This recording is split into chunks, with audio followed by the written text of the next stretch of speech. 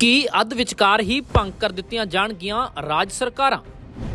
ਜੇਕਰ one nation one election ਲਾਗੂ ਹੋਇਆ ਤਾਂ ਭੰਗ ਹੋਣਗੀਆਂ ਕਈ ਸਰਕਾਰਾਂ। ਦੱਸਦੀ ਹੈ ਕਿ ਇੱਕ ਦੇਸ਼ ਇੱਕ ਚੋਣ ਨੂੰ ਲੈ ਕੇ ਕੇਂਦਰ ਸਰਕਾਰ ਦੇ ਵੱਲੋਂ ਇੱਕ ਕਮੇਟੀ ਦਾ ਗਠਨ ਕਰ ਦਿੱਤਾ ਗਿਆ ਹੈ, ਜਿਸ ਦੇ ਪ੍ਰਧਾਨ ਸਾਬਕਾ ਰਾਸ਼ਟਰਪਤੀ ਰਾਮਨਾਥ ਕੋਵਿੰਦ ਹੋਣਗੇ ਤੇ ਇਸ ਸੰਬੰਧੀ ਜਲਦੀ ਹੀ ਨੋਟੀਫਿਕੇਸ਼ਨ ਵੀ ਜਾਰੀ ਹੋ ਸਕਦਾ ਹੈ। ਦੂਜੇ ਪਾਸੇ ਕੇਂਦਰ ਸਰਕਾਰ ਨੇ 18 ਤੋਂ 22 ਸਤੰਬਰ ਤੱਕ ਸੰਸਦ ਦਾ ਵਿਸ਼ੇਸ਼ ਸੈਸ਼ਨ ਵੀ ਬੁਲਾ ਲਿਆ ਹੈ। ਤਾਂ ਇਹ ਵੀ ਸੰਭਵ ਹੈ ਕਿ ਇੱਕ ਦੇਸ਼ ਇੱਕ ਚੋਣ ਨੂੰ ਲੈ ਕੇ ਸਰਕਾਰ ਬਿੱਲ ਵੀ ਲਿਆ ਸਕਦੀ ਹੈ।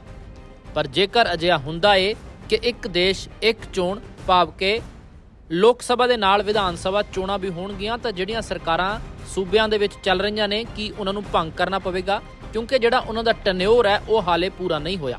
ਜੇਕਰ ਪੰਜਾਬ ਸਰਕਾਰ ਦੀ ਗੱਲ ਕੀਤੀ ਜਾਵੇ ਤਾਂ ਪੰਜਾਬ ਦੇ ਵਿੱਚ 2022 ਤੋਂ 2027 ਤੱਕ ਦਾ ਟੈਨਿਓਰ ਹੈ ਤੇ ਦੂਜੇ ਪਾਸੇ ਜੇਕਰ ਵਨ ਨੇਸ਼ਨ ਵਨ ਇਲੈਕਸ਼ਨ ਲਾਗੂ ਹੁੰਦਾ ਹੈ ਤਾਂ ਫਿਰ ਸਮੇਂ ਤੋਂ ਪਹਿਲਾਂ ਹੀ ਸਰਕਾਰ ਨੂੰ ਭੰਗ ਕਰਨਾ ਪਵੇਗਾ। ਦੇਸ਼ ਦੇ ਵਿੱਚ ਹੋਰ ਵੀ ਅਜਿਹੀਆਂ ਕਈ ਸਰਕਾਰਾਂ ਨੇ ਜਿਨ੍ਹਾਂ ਦਾ ਟੈਨਿਓਰ ਪੂਰਾ ਨਹੀਂ ਹੋਇਆ। ਤਾਂ ਤੁਹਾਨੂੰ ਦੱਸਦੇ ਹਾਂ ਕਿ ਵਨ ਨੇਸ਼ਨ ਵਨ ਇਲੈਕਸ਼ਨ ਦਰਅਸਲ ਹੈ ਕੀ। ਦਰਅਸਲ ਪਹਿਲਾਂ ਆਜ਼ਾਦੀ ਤੋਂ ਬਾਅਦ ਦੇਸ਼ ਦੇ ਵਿੱਚ ਲੋਕ ਸਭਾ ਤੇ ਵਿਧਾਨ ਸਭਾ ਚੋਣਾਂ ਇਕੱਠੇ ਹੀ ਹੁੰਦੀਆਂ ਸਨ। 1952, 1957, 1962 ਅਤੇ 1967 ਦੇ ਵਿੱਚ ਵੀ ਲੋਕ ਸਭਾ ਤੇ ਵਿਧਾਨ ਸਭਾ ਚੋਣਾਂ ਇੱਕੋ ਵੇਲੇ ਹੋਈਆਂ। ਪਰ 1968, 1969 ਚ ਕਈ ਵਿਧਾਨ ਸਭਾਵਾਂ ਭੰਗ ਕਰ ਦਿੱਤੀਆਂ ਗਈਆਂ ਸਨ ਅਤੇ 1970 ਚ ਲੋਕ ਸਭਾ ਵੀ ਭੰਗ ਕਰ ਦਿੱਤੀ ਗਈ ਸੀ, ਜਿਸ ਦੀ ਵਜ੍ਹਾ ਕਰਕੇ ਇੱਕ ਦੇਸ਼ ਇੱਕ ਚੋਣ ਦੀ ਪਰੰਪਰਾ ਟੁੱਟ ਗਈ ਸੀ। ਪਰ ਹੁਣ ਜਦੋਂ ਤੋਂ ਦੇਸ਼ ਦੇ ਵਿੱਚ ਮੋਦੀ ਦੀ ਸਰਕਾਰ ਆਈ ਹੈ ਤਾਂ ਪ੍ਰਧਾਨ ਮੰਤਰੀ ਮੋਦੀ ਕਈ ਵਾਰ ਦੇਸ਼ ਦੇ ਵਿੱਚ ਵਨ ਨੇਸ਼ਨ ਵਨ ਇਲੈਕਸ਼ਨ ਦੀ ਵਕਾਲਤ ਕਰ ਚੁੱਕੇ ਨੇ ਅਤੇ ਜੇਕਰ ਅਜਿਹਾ ਹੁੰਦਾ ਹੈ ਤਾਂ ਦੇਸ਼ ਦੇ ਵਿੱਚ ਚੱਲ ਰਹੀਆਂ ਰਾਜ ਸਰਕਾਰਾਂ ਨੂੰ ਖਤਰਾ ਖੜਾ ਹੋ ਸਕਦਾ ਹੈ। ਖਾਸ ਕਰ ਪੰਜਾਬ ਦੇ ਵਿੱਚ ਵੀ ਹਾਲੇ ਟੈਨਿਓਰ ਮੁੱਖ ਮੰਤਰੀ ਪੰਜਾਬ ਭਗਵੰਤ ਮਾਨ ਅਤੇ ਆਮ ਆਦਮੀ ਪਾਰਟੀ ਦੀ ਸਰਕਾਰ ਦਾ 2027 ਤੱਕ ਦਾ ਹੈ ਤੇ ਜੇਕਰ ਵਨ ਨੇਸ਼ਨ ਵਨ ਇਲੈਕਸ਼ਨ ਭਾਵ ਕਿ ਲੋਕ ਸਭਾ ਦੇ ਨਾਲ ਹੀ ਵਿਧਾਨ ਸਭਾ ਚੋਣਾਂ ਵੀ ਹੋਣਗੀਆਂ ਤਾਂ ਫਿਰ ਅੱਧ ਵਿਚਕਾਰ ਹੀ ਸਰਕਾਰਾਂ ਨੂੰ ਭੰਗ ਕਰਨਾ ਪਵੇਗਾ। ਦੇਖਣਾ ਹੋਏਗਾ ਵਨ ਨੇਸ਼ਨ ਵਨ ਇਲੈਕਸ਼ਨ ਤੇ ਅੱਗੇ ਕੀ ਕੁਝ ਹੁੰਦਾ ਹੈ। ਪਰ ਬਹੁਤ ਸਾਰੀਆਂ ਰਾਜਸੀ ਪਾਰਟੀਆਂ ਇਸ ਦੀ ਹਮਾਇਤ ਕਰ ਰਹੀਆਂ ਨੇ ਤੇ ਸੱਤਾਧਾਰੀ ਧਿਰ ਭਾਜਪਾ ਵੀ ਸਿੱਧੇ ਤੌਰ ਤੇ ਇਸੇ ਦੇ ਹੱਕ ਵਿੱਚ ਹੈ। ਕੀ ਅੱਧ ਵਿਚਕਾਰ ਹੀ ਭੰਗ ਕਰ ਦਿੱਤੀਆਂ ਜਾਣਗੀਆਂ ਰਾਜ ਸਰਕਾਰਾਂ? ਜੇਕਰ ਵਨ ਨੇਸ਼ਨ ਵਨ ਇਲੈਕਸ਼ਨ ਲਾਗੂ ਹੋਇਆ ਤਾਂ ਭੰਗ ਹੋਣਗੀਆਂ ਕਈ ਸਰਕਾਰਾਂ। ਦੱਸਦੀ ਹੈ ਕਿ ਇੱਕ ਦੇਸ਼ ਇੱਕ ਚੋਣ ਨੂੰ ਲੈ ਕੇ ਕੇਂਦਰ ਸਰਕਾਰ ਦੇ ਵੱਲੋਂ ਇੱਕ ਕਮੇਟੀ ਦਾ ਗਠਨ ਕਰ ਦਿੱਤਾ ਗਿਆ ਹੈ, ਜਿਸ ਦੇ ਪ੍ਰਧਾਨ ਸਾਬਕਾ ਰਾਸ਼ਟਰਪਤੀ ਰਾਮਨਾਥ ਕੋਵਿੰਦ ਹੋਣਗੇ ਤੇ ਇਸ ਸੰਬੰਧੀ ਜਲਦੀ ਹੀ ਨੋਟੀਫਿਕੇਸ਼ਨ ਵੀ ਜਾਰੀ ਹੋ ਸਕਦਾ ਹੈ।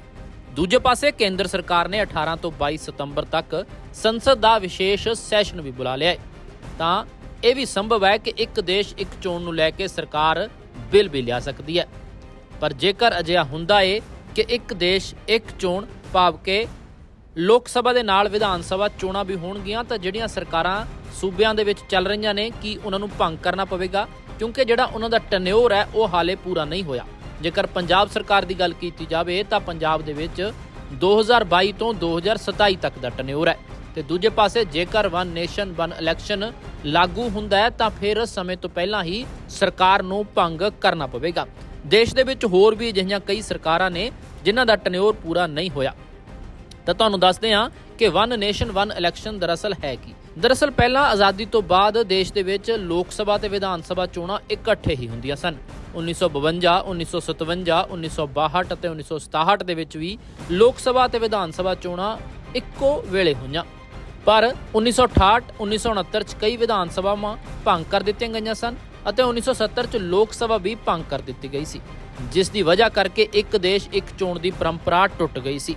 ਪਰ ਹੁਣ ਜਦੋਂ ਤੋਂ ਦੇਸ਼ ਦੇ ਵਿੱਚ ਮੋਦੀ ਦੀ ਸਰਕਾਰ ਆਈ ਹੈ ਤਾਂ ਪ੍ਰਧਾਨ ਮੰਤਰੀ ਮੋਦੀ ਕਈ ਵਾਰ ਦੇਸ਼ ਦੇ ਵਿੱਚ ਵਨ ਨੇਸ਼ਨ ਵਨ ਇਲੈਕਸ਼ਨ ਦੀ ਵਕਾਲਤ ਕਰ ਚੁੱਕੇ ਨੇ ਅਤੇ ਜੇਕਰ ਅਜਿਹਾ ਹੁੰਦਾ ਹੈ ਤਾਂ ਦੇਸ਼ ਦੇ ਵਿੱਚ ਚੱਲ ਰਹੀਆਂ ਰਾਜ ਸਰਕਾਰਾਂ ਨੂੰ ਖਤਰਾ ਖੜਾ ਹੋ ਸਕਦਾ ਹੈ।